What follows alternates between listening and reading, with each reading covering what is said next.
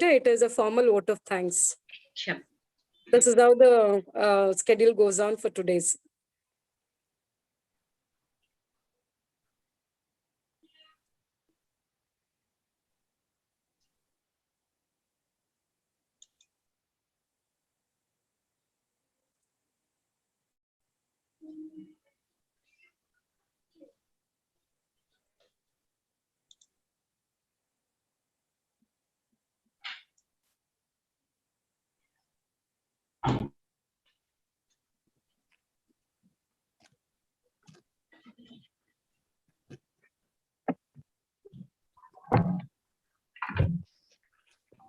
Yes, good evening, everyone. Good evening, sir. I would request Professor Anupama Ora, President of iSPELL, to start the event. Please, ma'am. Thank you, Pramod. Am I audible? Yes, ma'am, you are. Please. Yes, ma'am.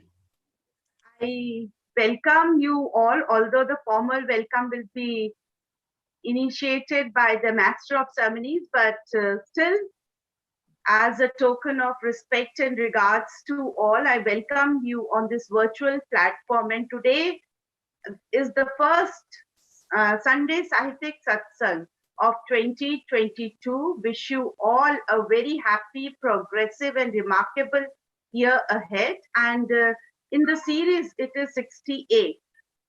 And it's a very pleasant moment here to introduce the event coordinator, Dr. Indrani. And well, I was going through her bio note, and what really impressed me is that besides imparting her duties as an academician, as a teacher, she's also the associate NCC officer, and that is really remarkable.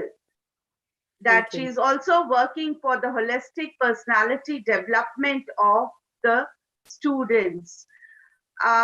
You all must be knowing her, but those who are not acquainted with her, she has 18 years of teaching experience, has attended many national and international conferences, has more than 6 publications to her credit. She's also a soft skill trainer, and she has organized many exchange programs for the students. And besides that, she is imparting all her dedicated duties towards NCC also, and for which she has got the DGP's commendation certificate also. So we are very fortunate at iSPELL family to have her as our EC member and also as the event coordinator.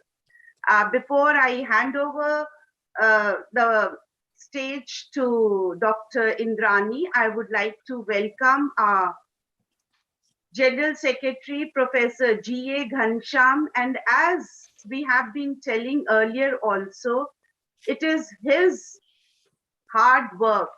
2020, when now the third wave of pandemic has started, but 2020, when we were going through the first wave of pandemic, it was Professor Ghansham and a few like-minded academicians like him who came together and created this virtual platform, not only for the scholars of language and literature, but also those who are working in the field of multidisciplinary and interdisciplinary studies. I also welcome our vice presidents, the treasurer, the members of EC, and the resource person for today, Dr. Sri Kirti BN, our Master of Ceremonies, Dr. Vinatha, and the chairperson, Dr. S. Jayanti. And a special word of thanks to our IT coordinator, Mr. Pramod Dangle, for his meticulous work that brings us all together. With these words, I welcome you all on the Zoom platform as well as on the live streaming, which is going on simultaneously on the YouTube. Thank you so much. Over to you, Indrani. Thank you so much, ma'am, for the introduction and a warm welcome. So, very good evening, respected EC members, Dr. Gansham sir, the founder, general secretary, and all the members over here and the participants too. First of all, let me wish you all a happy and a prosperous new year 2020-22.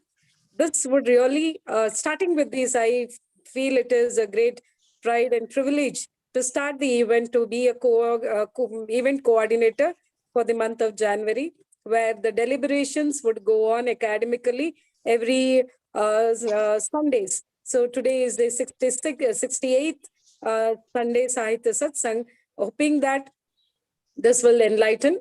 Without much ado, I extend a warm welcome to the Master of Ceremony, Vinuta, who is one of my, Dr. Vinuta, who is one of my good friend and a daughter of my professor, Dr. Mahadev sir. Dr. Vinuta is presently working as an assistant professor, Department of Studies and Research in English, Karnataka State Open University, Mukta Gangotri, Mysuru. She has been awarded with the doctoral degree by University of Mysore June 2020. She completed a MPhil degree from Pondicherry, Chennai University in 2011. Her area of interest is Dalit literature and Holocaust literature. She has presented papers in national, international seminars and conferences and attended workshops too. She has contributed the study materials for UG English textbook that is prescribed at the UG College, University of Mysuru. Beyond it, I would like to also feel that she is being the master of ceremony. Along with that, she is one who is very, very active in Karnataka South, iSPELL South Karnataka Forum, a very committed girl who aspires to learn many, many things. So on this platform, I hand over the session to you, Vinita. Best wishes. Thank you so much, madam, for your kind words. And you have spoken more about me than I deserve. But still, thank you, madam. So today we'll start with the session. Good evening, ladies and gentlemen. Coming together is a beginning. Keeping together is a progress. Working together is a success. Before I begin the event, I would like to wish you a very happy and prosperous new year. With the blessing of the God and the respectable dignitaries, I would like to begin the New Year's very first iSPELL India Forum event, Facilitate to Elevate. With all the hard work, dedication, and love towards the language of many like-minded people, Fraternity of English, the Indian Society for Promotion of English Language and Literature, popularly known by the acronym iSPELL, was founded on 5th September 2020. Today, a yet another milestone is the event we are all witnessing, that is 68th Sunday Sahitya Satsang, Facilitate to Elevate, on the topic entitled Teaching English in India, Historical, Paradoxical and Antithetical by Dr. Srikirti BN.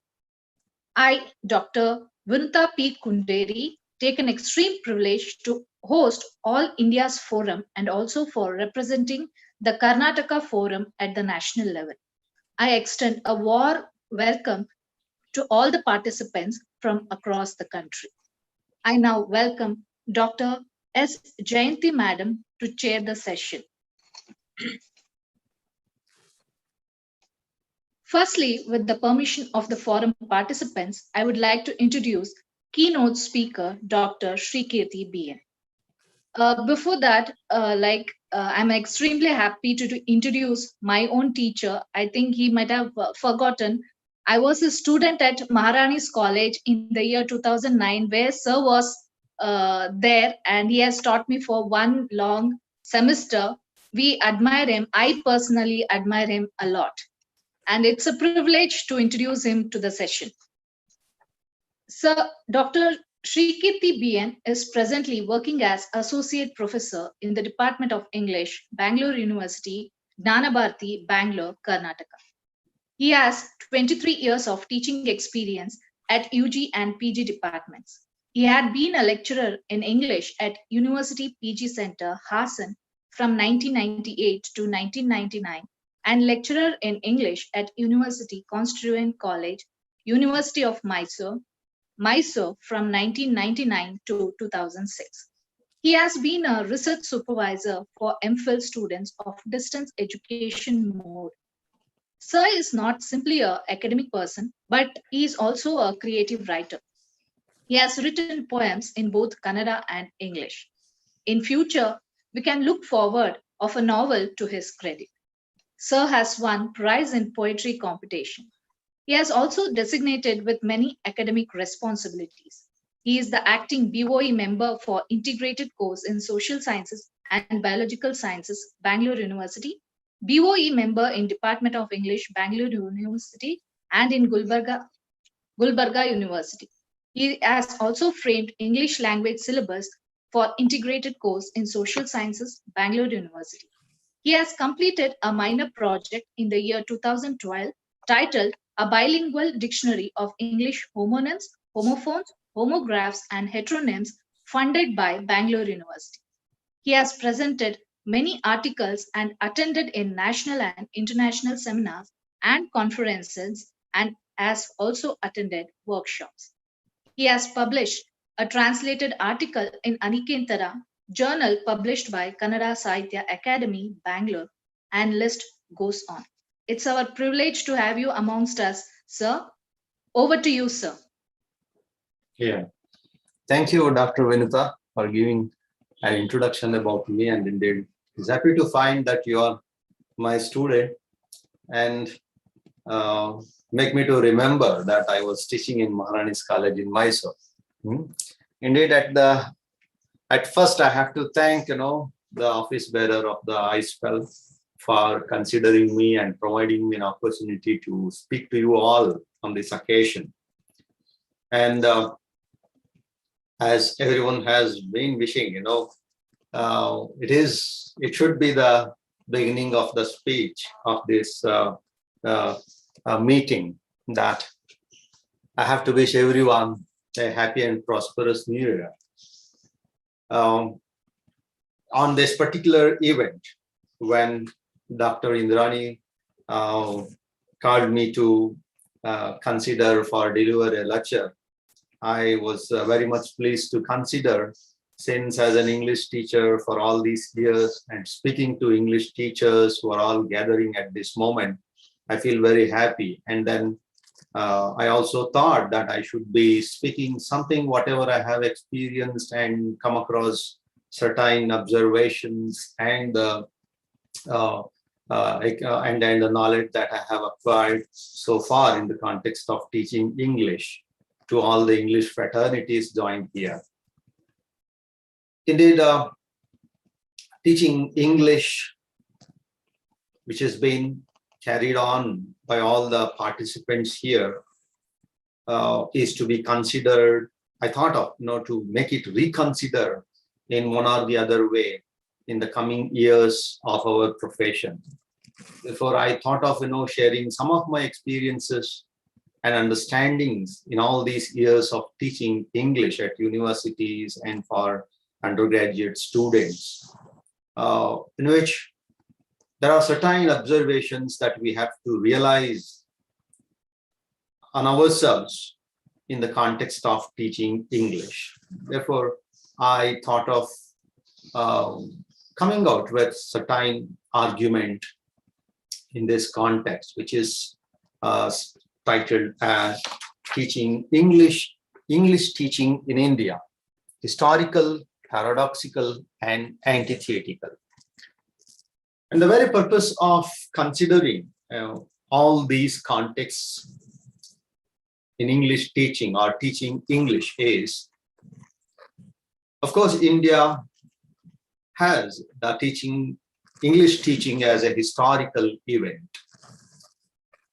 As all and everybody knows that teaching English in India is by the context of the colonial period, colonization, as well as colonialism. There is a heavy load of history in English teaching in India. Whereas when considered very specifically, the word English here as we are all being, qualified and as masters of arts in English, English is not much specifically understood as a noun. It has been much used as an adjective rather than a noun. And therefore, understanding of English is connotative rather than denotative. This is rather than the dictionary meaning of the English we have understood the contextual meaning of the word English. English as an adjective, we are all carrying on. We are English teachers. English is an adjective there. We teach English, where, English teaching, that's why I use the word English teaching here. English is an adjective. And therefore, whatever we have understood about the word English is much in the context of an adjectival usage rather than as a form of noun. Therefore, the adjective is the consideration in connection with the history rather than the present, rather than the noun. Therefore, I use the term historical here, where that specific term historical, when considered in connection with English, it has the meaning that historical is relating to the study of history, and at the same time, in connection with the language, it has the meaning used to the study of a phenomenon, especially language, as it changes through time. As it changes through time. And this is the very specific thing and the meaning that I consider to share with you some of my observations and understanding in the context of English teaching. Changes through time. Therefore, historical, in a sense, to consider English teaching in India, we are following certain model of English teaching in Indian universities, which was started during the colonial period or by the colonial influences. And the specific colonial influence that we have to understand, that we have to consider at this point of knowing English teaching is the Arnoldian model, Arnoldian project of teaching English.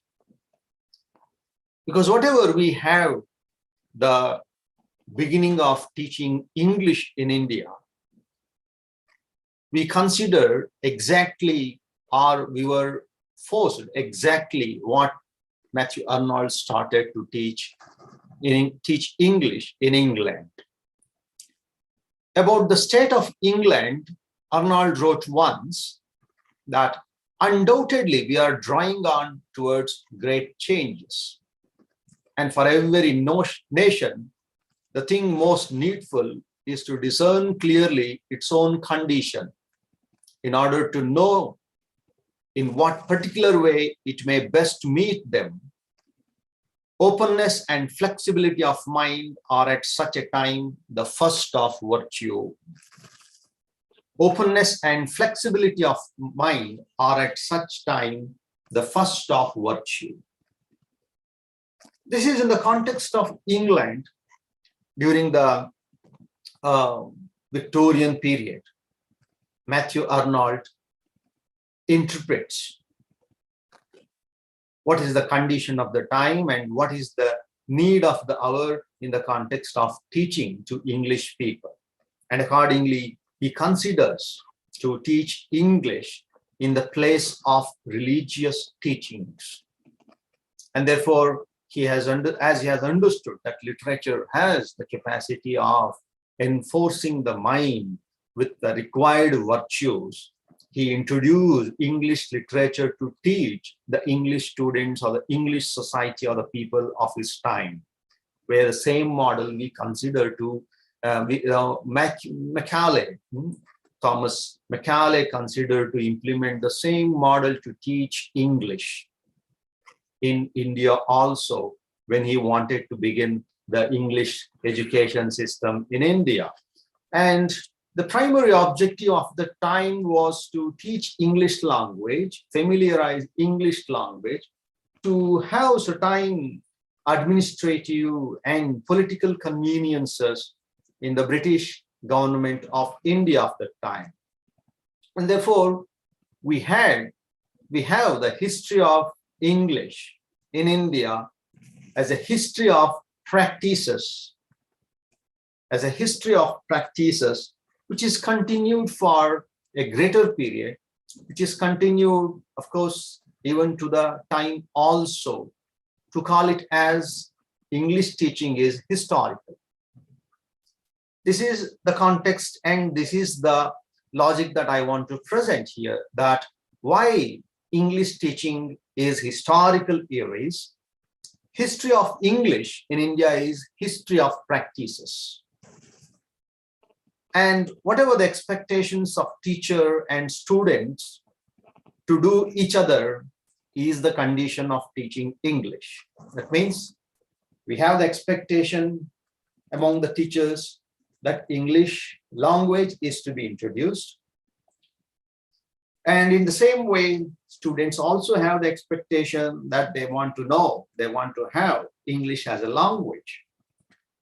And nearly with these requirements and expectation, English teaching is going on, which is actually the condition historically established since the period of Macaulay. And in Indian context, when considered in the later period, it's a form of praxis, but not as a body of language. This is where we find the primary difference in understanding the word English as a noun and as an adjective. As an adjective only, we consider teaching English because teaching English at the beginning influenced the cultural practices, the cultural identities among the Indians. And therefore, whatever we learn through English is more of the culture, very specifically when considered English literature, which was considered to teach English language through it.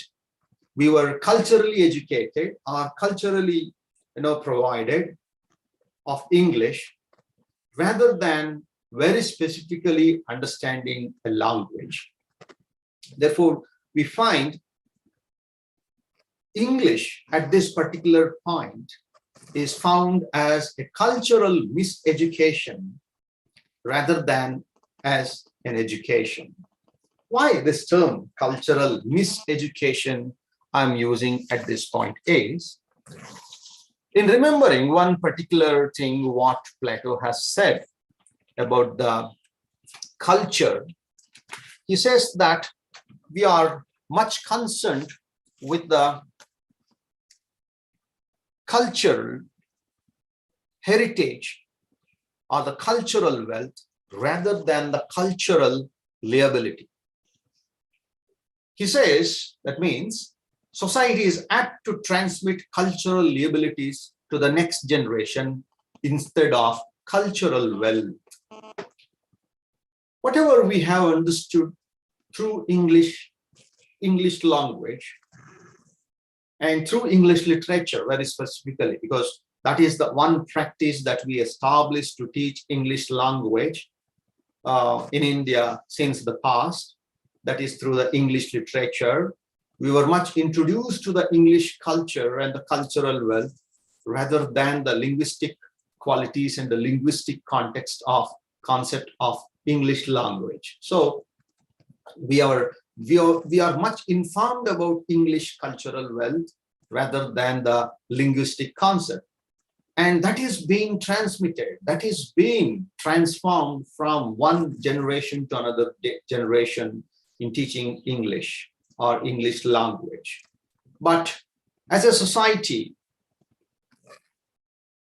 where we have the responsibility of transmitting cultural liabilities to the next generation, we have transmitted only the English cultural wealth in the context of teaching English.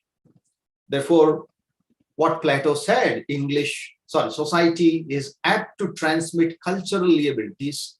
We find here that we are only transmitting the cultural wealth of English literature or English altogether, rather than the liabilities that we have to transfer. So here, liabilities means now that we are the state of being legally obliged and responsible. And in that sense, whatever we have acquired and transformed as knowledge, we have done in a historical manner only. In a historical manner. That is what the past that we had about English teaching. And therefore, is a kind of conscious attempt we considered in teaching English language, or English teaching in general, or in the general usage. We made a conscious attempt of doing or teaching English. And it is found as a conscious attempt because of a burden of external expectation. It's a burden of external expectation. What is that external expectation at this point is, English, when it was started teaching to Indians, we learned English as per the expectation of English rulers or the colonial rulers, rather than our need of the hour. And therefore, it was a burden of external expectation, which is at the same time, the same condition is also being practiced in English teaching or teaching English in India at present, which is because the expectation of learning English and teaching English is always the external expectation. We are teaching English as a language to meet the expectations of the market demand, because English is no more to be found at this point as a language, but as a commodity, a very specifically commercial commodity. As a commodity, when it is considered, lots of expectations and lots of investments are made. And therefore, there's a burden of external expectation on the teachers of English or the English fraternity at this point. And therefore, we are not in that kind of condition to provide as per the expectation of the external demand. And at the same time, in considering the history of English teaching in India, in the context of teaching only literature to influence the language on the learners, English teaching has taken the responsibility as a custodians of heritage of canons.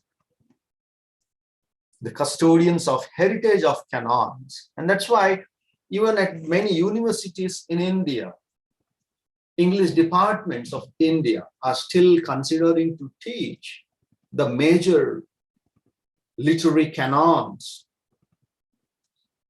without having the proper teaching methodologies to influence on the students, either to acquire the literary capacities to read, understand, and criticize, and even to write, or not to incorporate the linguistic and the language characteristics of literature.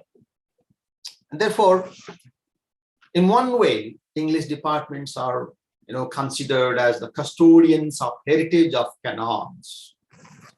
And at the same time, why I'm speaking, why English is made as a conscious attempt in teaching is, even as the guardians of standards of correct language and spelling, we are consciously trying.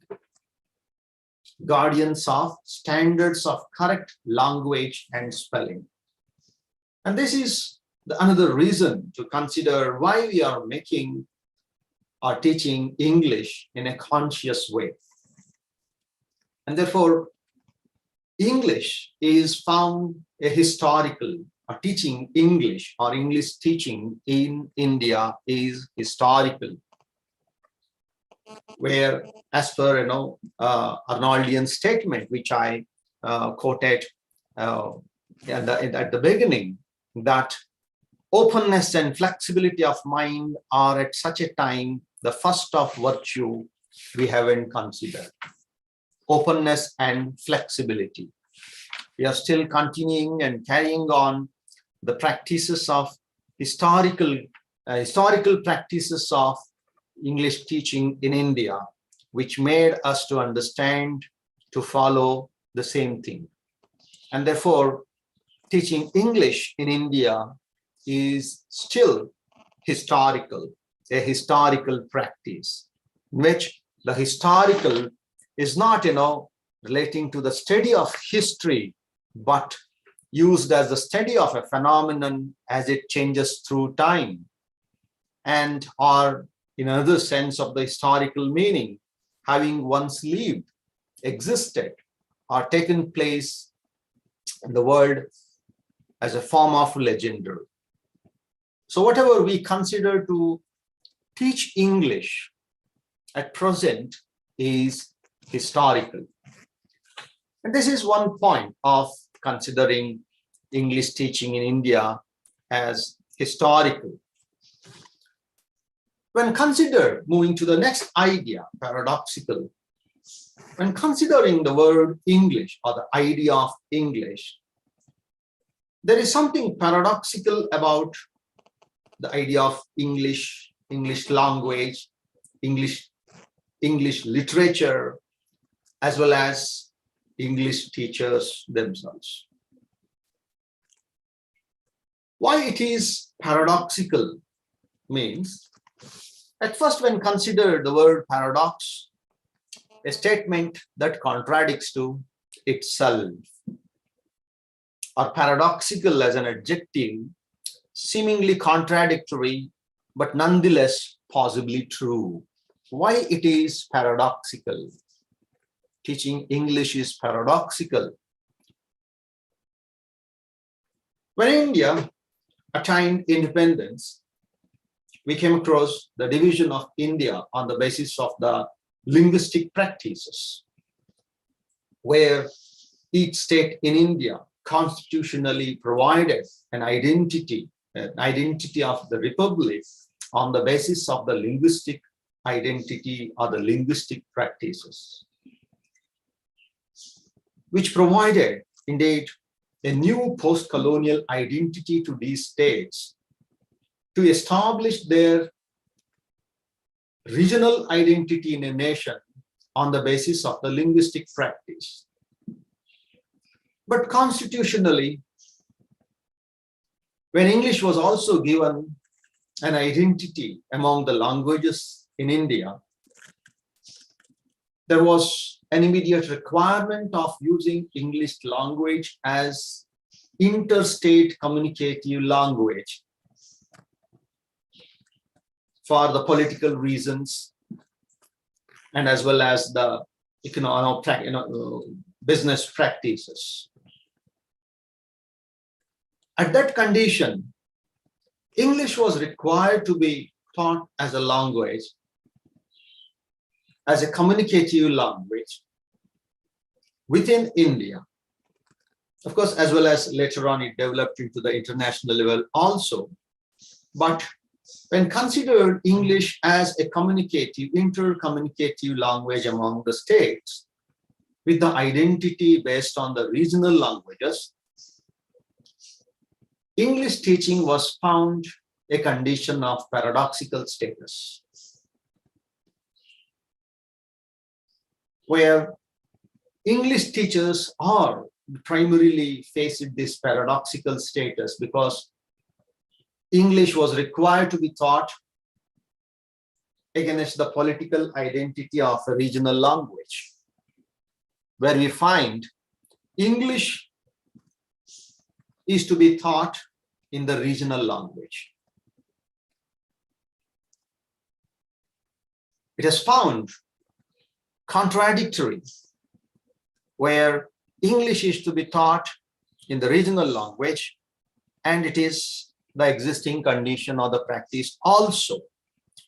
But in that sense, the paradoxical status of English, the idea of English literature, English language, as well as English teacher became very strong. We were required to teach English language in the regional language. Indeed, it was the obvious condition also to introduce a foreign language. One has to go through the regional language. There's no doubt in it. But yet, with the kind of historical practices that we continue about teaching English language, we came across the condition of teaching English language in the regional language. And that particular condition established the idea of paradoxical status, or the paradoxical condition in teaching English language, where at that particular point, teaching English language in the regional sense and the regional usage or the regional language, it became the present condition during 80s and 90s. But that particular point, English at a certain level, at the international level, developing as a commodity, we came across the understanding of English language, the accession to English language through English literature in the form of market productions. I mean to say, in the form of study guides,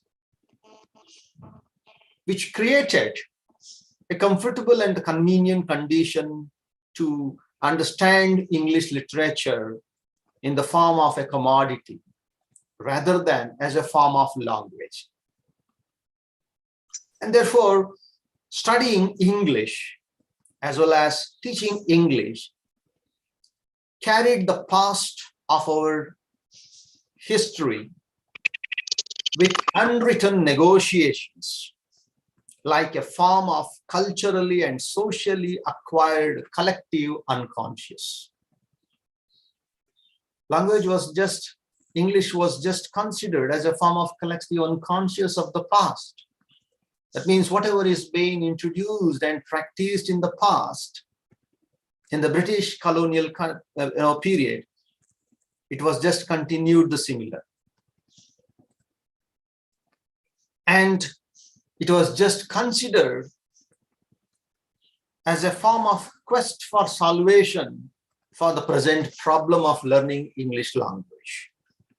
Indeed, until that time, until 1880s and 90s, a proper methodological form of learning English was not completely evolved, where at the time, the idea of ELT evolved, which is, of course, again, the product of the British, the commodity of British, rather than any other English-speaking countries. And again, ELT was introduced as a form of commodity to the once colonized countries or to the post-colonial countries, where the idea of learning language was considered in a new manner. It is at this point the higher education system in India faced a serious challenge, where considering ELT as a need of the hour in the place of the product of history. It was a very big challenge because higher education system still continued with the practicing conditions of the past, where the higher education system could not accommodate itself to the new pedagogy required to teach English language, and the definitions of English language. And therefore, there was no a convenient relationship between the pedagogy and the definition of English. The definition of English we carried with the adjective usage, but the pedagogy required was the context of English as a language, English as a noun.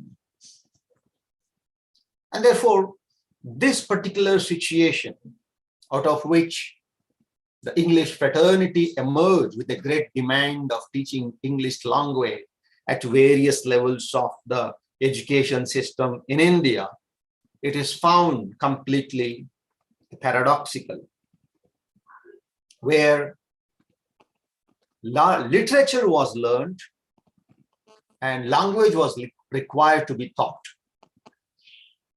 Indeed, we all have this particular history and the historical condition where we studied literature and we were asked to teach language, where we cannot accommodate ourselves. We couldn't accommodate ourselves to shift over to the new pedagogy of teaching language in a systematic way.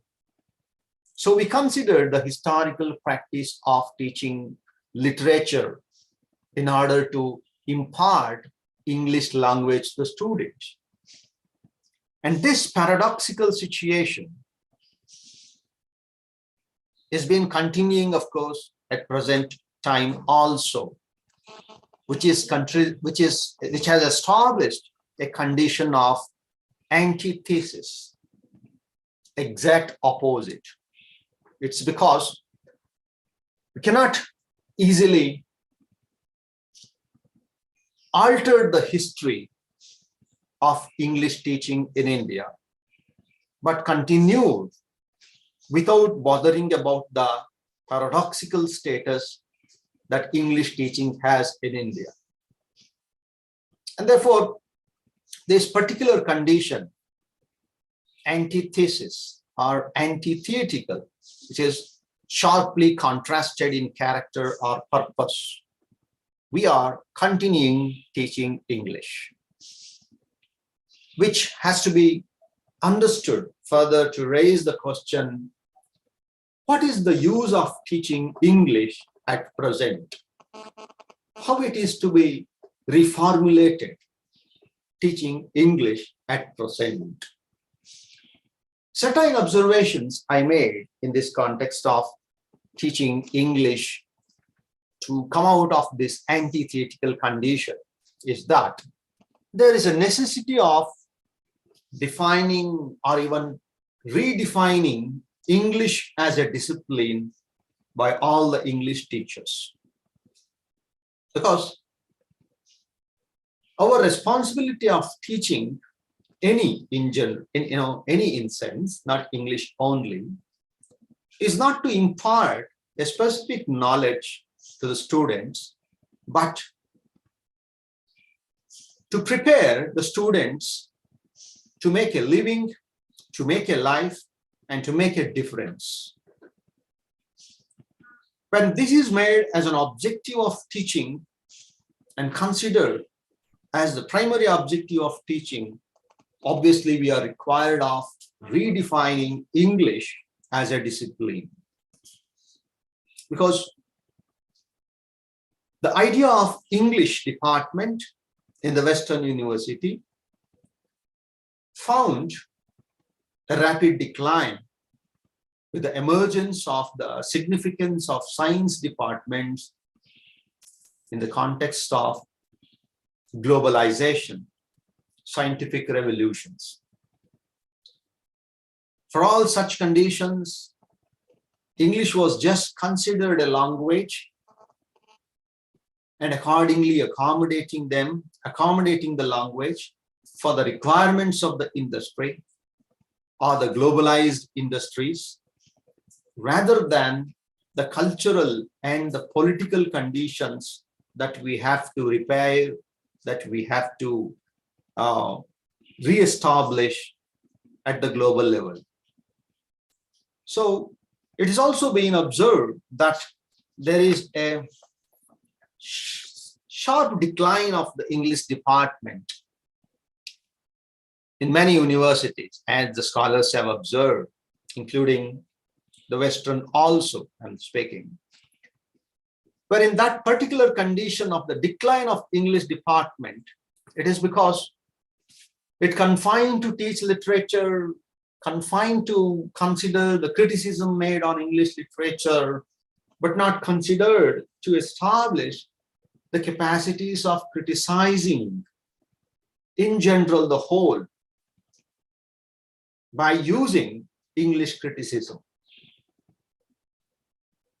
So we find at this point a condition of antithetical,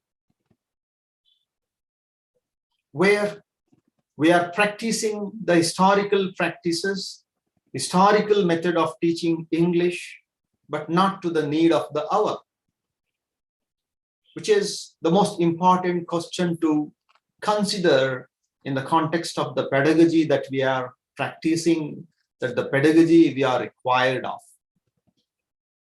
Therefore, that serious challenge that we have in higher education at this point of redefining English as a discipline or English department is very much essential. Because English department at the university level are not just one of the departments of universities. It is the center of studies where it has the accessibility to study and consider everything in studying literature, or in another term, English studies, where it is not just confined to understand only the language or English literature specifically, but it has the condition and the connection to study everything available as disciplines in universities. It has politics, sociology, psychology, language, linguistics, history, everything that it considers. English language, English studies considers to study everything, utilize everything in its objective. Where in the context of these conditions and the requirements, there's a necessity of, as I said, to redefine English as a discipline. As the condition is antithetical here, where we as English teacher, for the need of the hour, which is the teaching of English language, we are considering still teaching English literature. And teaching language through literature is an old practice, which can't be a specific pedagogical consideration also in the context of India. Because in teaching language through literature, we are still considering British literature to consider English language teaching. Therefore, this paradoxical, this historical, and this antithetical status is being the very big challenge to understand for all the English fraternities. Because right now, whatever we have, the idea of English studies, because we don't have the idea, it is not an existing idea, English department at the universities. English studies is the evolved idea of studying English. So changing English studies from the praxis to a body of knowledge is the most important thing. Changing English studies from praxis to a body of language, body of knowledge, where in that idea, the body of knowledge, I want to utilize the idea of Foucault here, that knowledge is power. So English studies is required to change from the praxis, means from the practices, to the body of knowledge, to the body of power, by understanding that English is now no more a language, no more a literature, but English is a discourse. In what sense English is a discourse here is, in the Foucauldian sense, English is a discourse,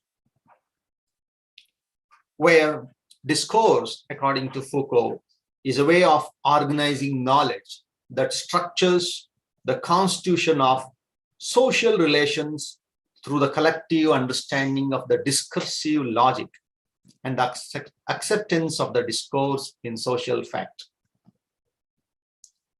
A way of organizing knowledge, when it is understood discourse, a way of organizing knowledge, English is to be made understood as a discourse.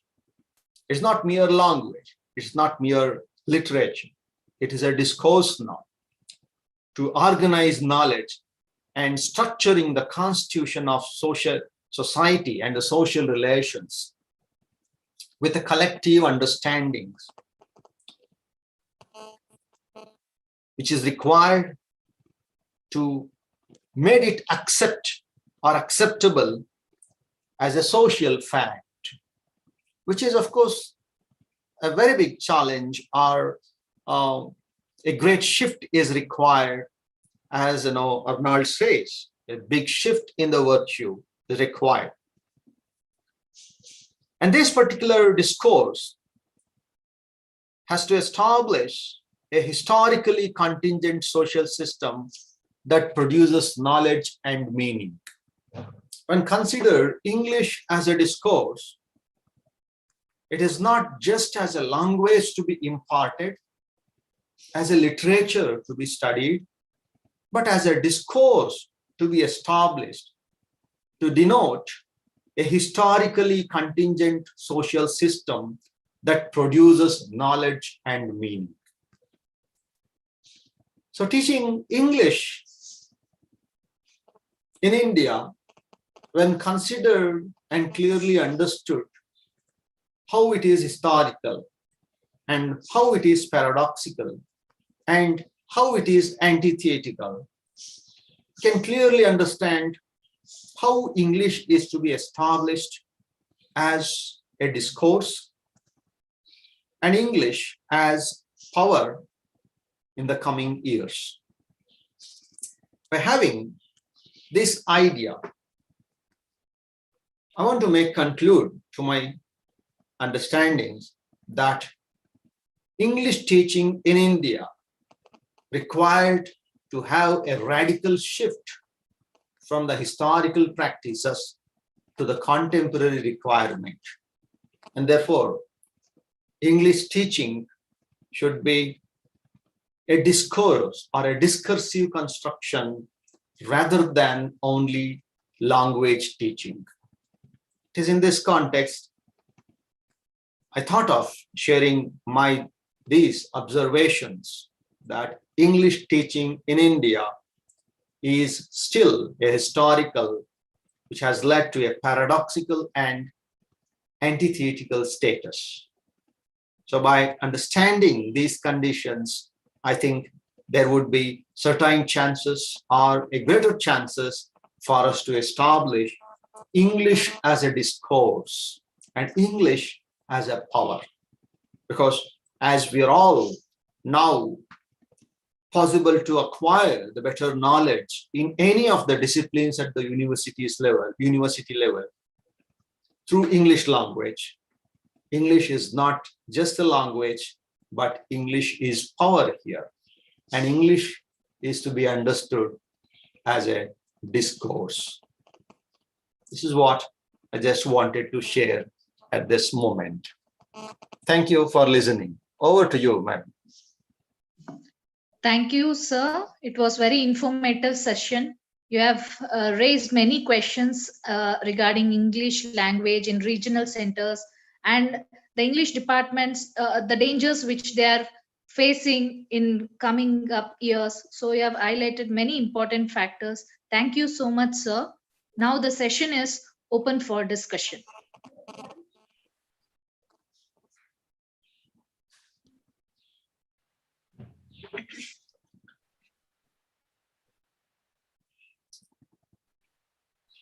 Hello. Yeah. Okay. Can I ask a question? Yeah, please. So, in the linguistically plural settings of India, English often acts as the link language among people of different dialects. So, why don't we establish a codified, uniform, standard method of teaching English at different levels of study? That's what I'd like to know. Yeah, that is the problem that we are facing. Rather than why don't we haven't done it. We don't have that unique or a common method of teaching English language throughout the country. We haven't incorporated or established our own theory of teaching English language in India. And even though it has been considered at certain level, it has just been confined or limited to the level of the primary or the secondary level of teaching English language. But here, what I insist is, it has to be considered. A common method of teaching English language must be considered up to the level of the secondary education in India. Okay. But when it comes at the university level, we are still in the practice of introducing English as a language through literature. Indeed, right now also, I being at the university teaching, I have come across at present also that the students are admitting to the English departments with the idea of learning English language. Familiarizing with English language, rather than exposing themselves with the greater knowledge that the English language provides us. The work produced in English language. So we have these kind of disconnected conditions or the practices in teaching English language. We as at the universities are not bothering about how English language is taught at the primary and the secondary level. And therefore you can see many books which are produced to teach English language at the primary level. They are still carrying the English examples to teach grammar. To have an example, in my daughter's second standard English language book, there are examples which are giving the names of the English children. Where my daughter raised the question, what is this word? Either Tom and Harry. It is not familiar to us. That raises the serious problem of understanding the sentence when the subject itself is not understood. So, if it is considered something as Raju, something as Rama here, it would be very convenient and comfortable for the students. This is where I found that universities are not taking the responsibilities in a right way. Influence the method of teaching English language at the primary level. So the market has taken, the publication industry has taken the control over teaching English language. That is the problem where we find the historical condition. Teaching English is historical condition. It was started, teaching English language through certain grammar book, and the same example are being considered even at present also. Could this be written to UGC to look into it and have a common established way of teaching English, sir? I don't know. At a certain level, there is no use of writing to UGC, because UGC has given a clear liberty to the universities to set the syllabus and the practices of teaching. It is to be considered seriously at the departments of education at the universities, in in association with the English departments of the universities, to have a congenial English teaching practice. And therefore, they are not actually taking, or indeed, we are not actually taking the leading role in establishing English teaching in India. We are studying only what is being taught about teaching English language or teaching languages at the universities on the basis of the books written by the Western writers. But we are not practicing at the required level. So we are given to someone who is not proficient, or who is not just considered, who is not actually the true persons also, because some English books at the primary level at the schools, it has been published and printed under some names. We are not familiar. We don't know whether they are actually the real persons written. If they are really written and then considered to write in, the need of teaching English language in the proper way, they wouldn't have considered the English examples to write, to introduce noun or adjectives. That's where we have, the praxis. The historical is a form of praxis. As I said at the beginning, English is a form of praxis to us, as a set of practices. We haven't formulated, we haven't accommodated ourselves, or we haven't changed ourselves to the need of the hour. And that's why we are with the students who speak, English language ungrammatically. They speak English language, but not in a grammatical sense. I'm not, insisting at this point a grammatical language in the colonial sense, as a Queen's language, London language. Any language has a grammar. Any language is made on a grammar. So grammatical usage is correct usage, not to be followed with the English pronunciation, or very specifically either with the British English or with the American English. A grammatical usage of language is the most important requirement. And that is not being considered at the primary and the secondary level to teach. And therefore, we are facing the severe problem of incorporating any kind of knowledge associated or produced in English language to the students. So this particular historical condition is one of the drawbacks of English teaching, or teaching English in India. Over to you. Thank you, sir. Okay. Thank you.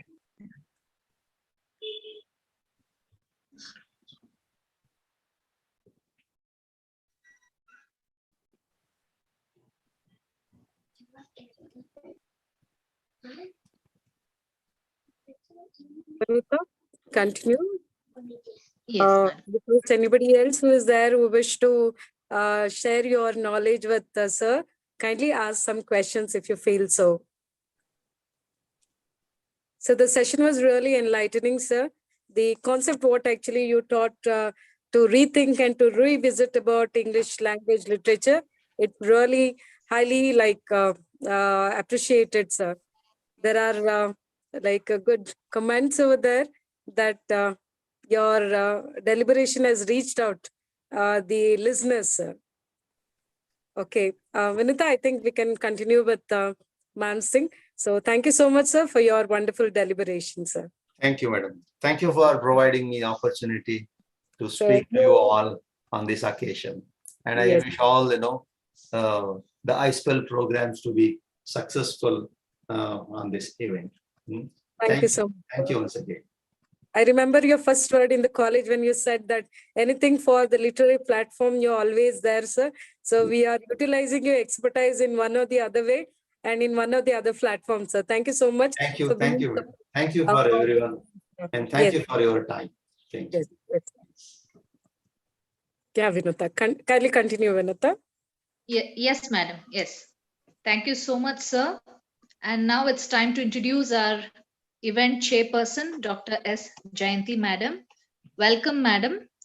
Dr. S. Jayanti is working as Assistant Professor of English, Sri S. Ramasamy Naidu Memorial College, Sattur, Virudunagar, Tamil Nadu. She is awarded the doctorate degree in African American literature. She has qualified in NET and SET. Her area of specialization is Indian writing in English, diaspora literature, Dalit literature, African American literature, and new literature. She has published over 15 papers in international and national journal and 15 papers in the edited books. She has organized 3 international and 3 national conferences, conducted an FDP in collaboration with Christ deemed to be University. She was the coordinator, reviewer, and contributor in the preparation of Part 2 English books for the college, prepared under the guidance of late Professor N. Krishnaswamy and Madam Lalita Krishnaswamy. Her dream is to travel round the world and collect memories. Her ambition is to publish a collection of short stories and attempt to write a novel.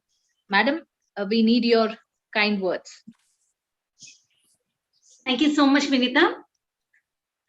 A pleasant good evening to all on the virtual platform. My sincere thanks goes to Professor Ghanshyam sir and the event coordinator, Professor Indrani ma'am, for making a wonderful beginning for me in this 2022. It is my privilege to chair this session, which has been done by Professor Sri Kirti and his deliberation on the title English Teaching in India, Historical, Paradoxical, and Antithetical.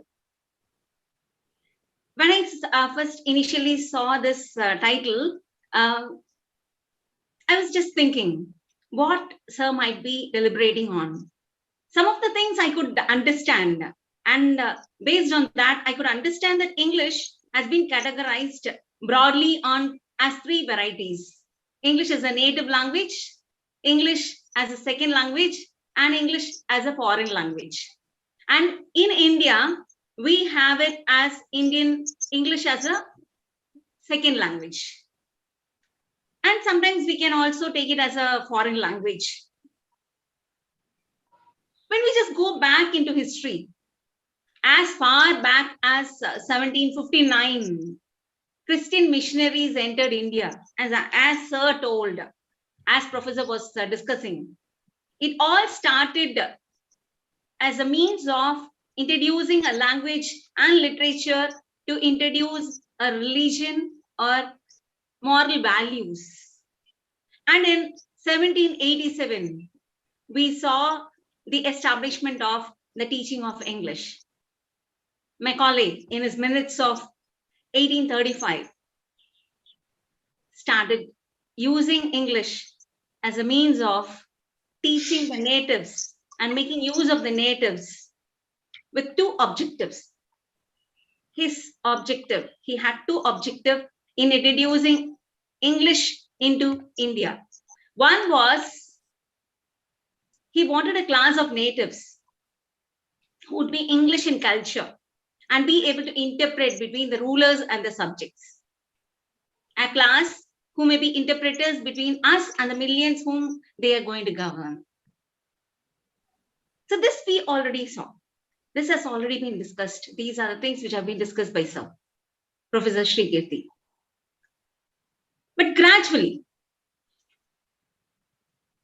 English was a means which started introducing us to the different developments in science and technology.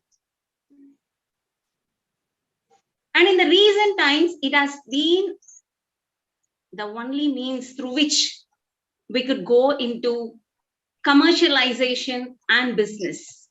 English has become the need of the hour. As Professor Sri Kirti was telling, it has become the need of the hour.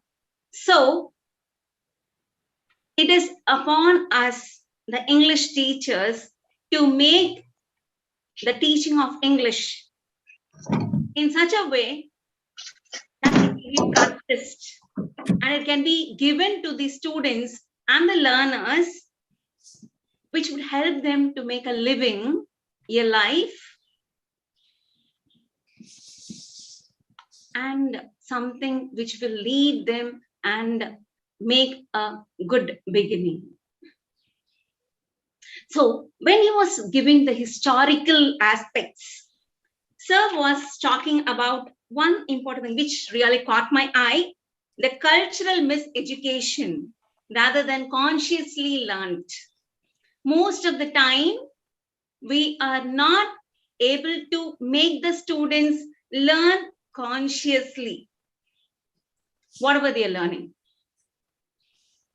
And it all is pushed to the teachers who are expected to teach the learners. And English is thought of as a commodity through which they can achieve their aims and goals. So it all lies on the teacher. But we forget one thing, and that is we are still following, in the words of Sir, we are the custodians of the heritage of canon. We use British literature.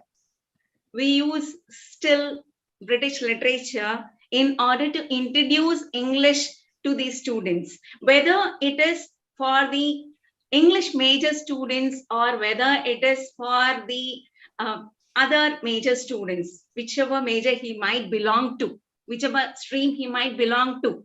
He is introduced to, even in Part 2 English, we seem to be having Silas Marner or Shakespeare's plays. We tend to forget, as Sir said, to introduce an Indian English work, a work which is much more similar to him, which is more regionalized in nature. So in this way, we are being paradoxical. We are teaching English, but while teaching English, we are using the regional language. Professor Sri was very beautifully explaining this.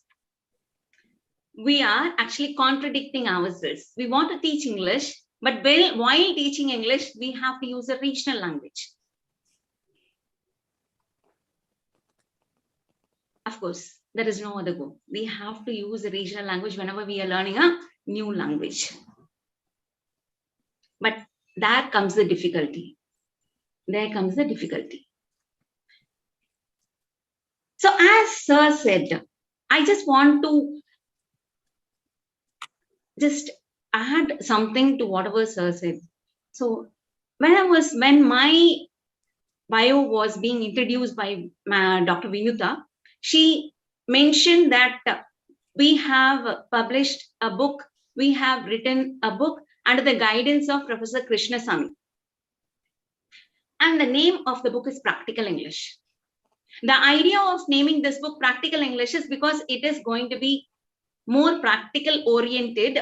We are not going to have the grammar translation method, but in this particular book, you introduce the students to more of the local literature, local names, which is going to not frighten the readers who are mostly from the rural background, and they are not only from the rural background, but also from a regional college, because they have been doing their schoolings in the regional language, and when they come to college, they're just pushed into an atmosphere where they are going to be introduced to so much of English.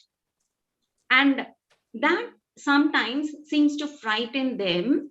So my respects at this moment goes to Professor Krishnasamy.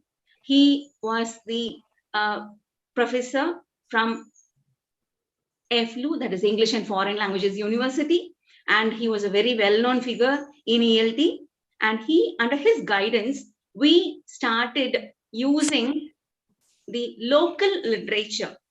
As Professor Sri was mentioning, the names that have been mentioned that has been used in his daughter's book, second standard book, Tom and Harry. So if the children are being introduced to something which is more known to them, that would make the students, make the learners easy to understand, make them understand whatever they're reading much more easily. So when I was talking about the paradoxical elements, I was reminded of these things. So even though you're going to teach the students in the regional language, you're going to teach them a foreign language, that is English, a foreign language, which has become a global language, of course, through a regional language. But when you're going to use a literature which is known to them, for example, Akbar and Birbal, Tenali Raman, stories from the Mahabharata. So here you're going to culturally orient the students and also make them learn a language through the stories. Even the grammar is being introduced through the stories. You need not go and teach them grammar separately, but it goes in an inductive manner. So in this way, as Professor Sri Kirti was advising us, everything has to be brought into practice. We have to come away from the antithetical elements, the complete opposite. The complete opposite. So there are so many things that has to be changed.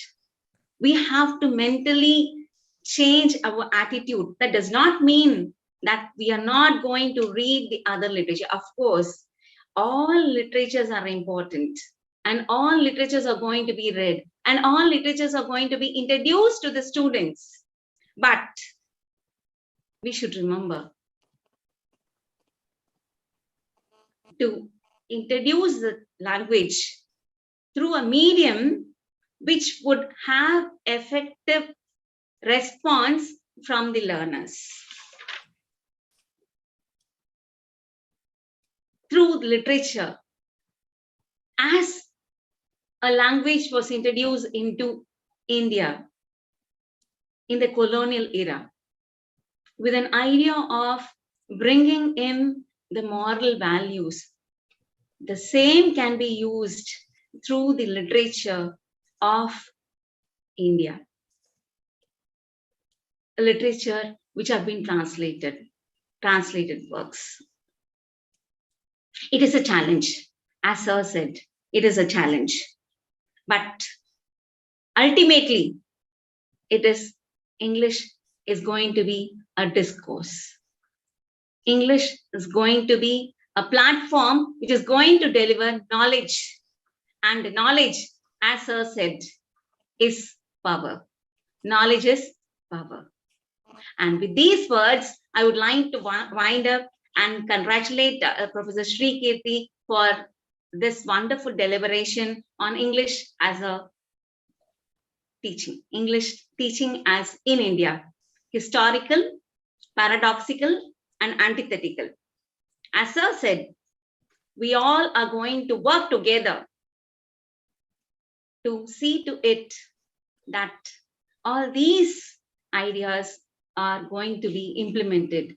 Whatever deliberations, whatever Madam Puoma has been talking about, all those words are going to be taken up and we have to enter into a new era based on whatever he has told today. Thank you so much, ma'am. I thank the organizers, the event coordinators, everyone for providing me this opportunity. Thank you. Thank you, madam, for enlightening our knowledge by giving your valuable inputs. I render my sincere thanks to Dr. S. Jayanti, madam, for accepting our invitation to be the resource person of this session. Thank you, madam. I now request General Secretary Dr. Ghanshyam sir to speak few words.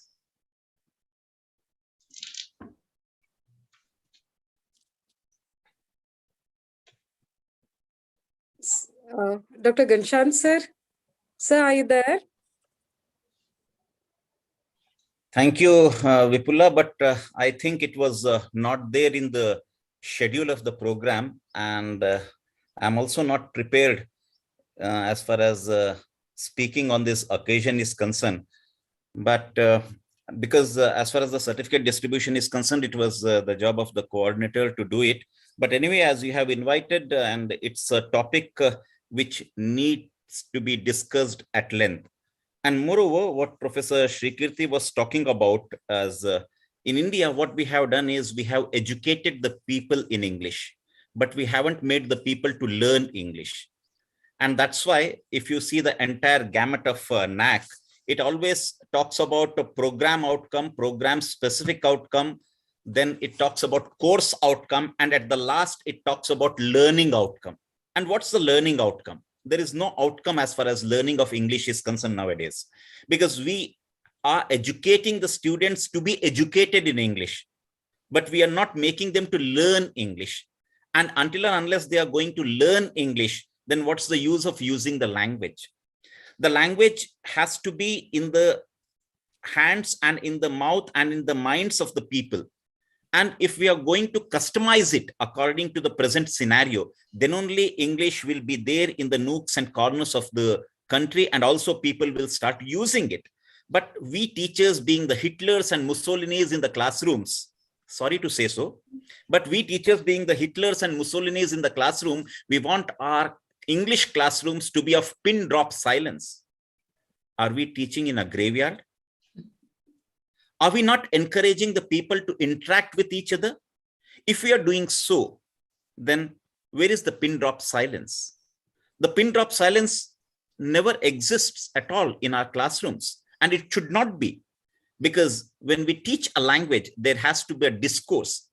Yes, absolutely, there has to be a discourse, but English is a course with a distance. It hasn't converted into a discourse. So I take out discourse, it is a course with a distance. So we need to gap the distance. We need to bridge the distance. We need to bring people together to rope in so that this education of English could be spread all over the globe and all over the country. We need to establish one thing. That's what we call global approach, local to global. So if you combine together local and global, it becomes global approach. So that global approach has to be there. Though English was brought in India with a flutter of the butterfly, and soon it has converted into a huge hurricane, because we all copied English. We all started using English. And the way Britishers, the RP, the received pronunciation, we wanted our people to speak in the same way. If they are not doing that, if they are not using the grammar in that way, if they are not using the syntax in that way, then we say, no, you are doing a mistake. But we never say to those students when they speak their vernaculars. Why so? English has to be in the hands of the people, those who speak it. English has to be pronounced in the way the person is speaking it. And if we can make them at ease, then English will be there everywhere. But when we straitjacket them, when we say them, attention, then you will find only few people, those who will be speaking in English, and they are the handful of people. So that's why my earnest request to all the teachers of English to convert themselves into the facilitators, to convert themselves into the people, those who can reach the students. The experiential learning, the participative learning is the need of the hour. And for that, teaching is not important. What is important is reaching is important. The moment you reach, teaching is an automatic process. So thank you very much, Professor Shrikirti, for doing the honors by deliberating on this very pertinent but very subtle, at the same time, an issue which has a great deal of undercurrent in it. And thank you very much, Jayanti Balakrishnan, for doing the honors, being the chairperson of this wonderful beginning of 2022. And we are going with great guns as far as English is concerned. And thank you very much, Vipula, for doing the honors as the Master of Ceremonies. Thank you very much. Thank you so much, sir. Yes, ma'am. Thank you so much, sir. I now request Dr. Captor Indrani Madam, Event Coordinator, to give a token of appreciation to the invited guest.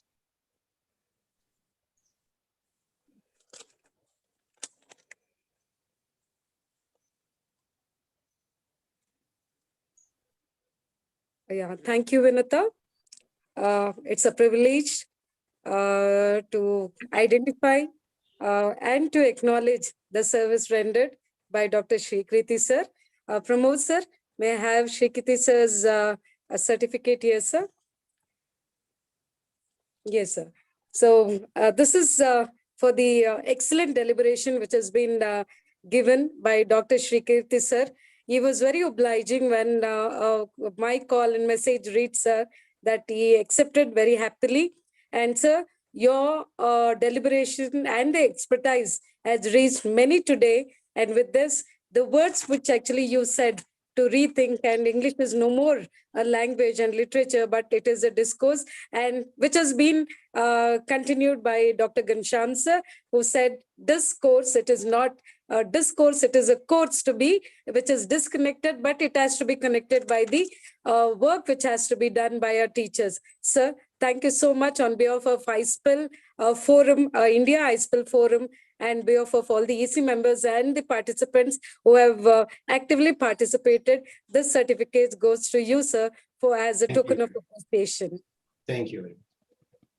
Yes. So next is my thanks to Dr. S. Jayanti ma'am, who chaired today's session and summed up overall while covering each and every important aspect deliberated by Dr. Srikriti ma'am. Ma'am, you really said that, yes, we teachers have to change our attitude towards the teaching methodology. And probably it is, as sir said, Gansham sir said, reaching to the unreached should be your words. And that was well said by you also and endorsed by you, sir, you, ma'am. And thank you so much for being part of this and for chairing the session, ma'am. So best wishes for your anthology, and you're aspiring to write a novel and hoping to see you as a novelist in future, ma'am. Thank you so much on behalf of iSPELL Forum and the EC members and all the participants, ma'am. Thank you so much, ma'am.